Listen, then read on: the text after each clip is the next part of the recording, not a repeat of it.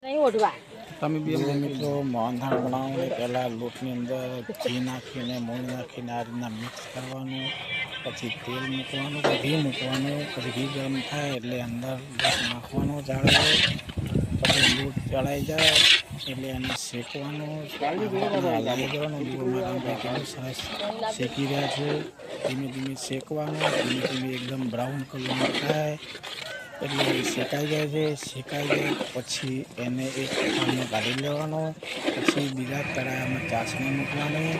જો વસંતભાઈ કેવી ચાસણી મસ્ત બનાવી રહ્યા છે. ચાસણી આ રીતના ખાંડ જ્યાં સુધી ઓગળે ના ત્યાં સુધી હલાવી રાખવાની, અને જ્યારે ખાંડ ગળી જાય પછી ઉકળે એટલે એમાં કલર નાખવાનો.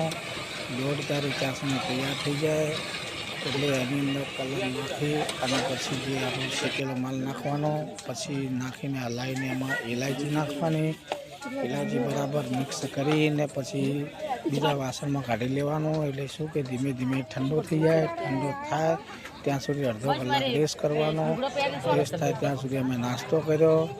નાસ્તો કરી અમે સિંગ ભજીયા અને મમરા ખાધા, પાર્લે બિસ્કિટ ખાધું, અને પછી એટલે બધા મોહનથાળ ઠરી ગયો. પછી ખુંચા તૈયાર કરી અને મોહનથાળ અમે ઠારી દીધો. થાળની અંદર ઠારીને આ રીતના મસ્ત એવું ફિનિશિંગ લાવી કાજુ બદામ પિસ્તા નાખી અને અમે મોહનથાળને તૈયાર કરી દીધો. તો મિત્રો, અમારો વિડીયો ગમે તો લાઈક કરજો, શેર કરજો અને કોમેન્ટ કરવાનું ના ભૂલતા. જય માતાજી.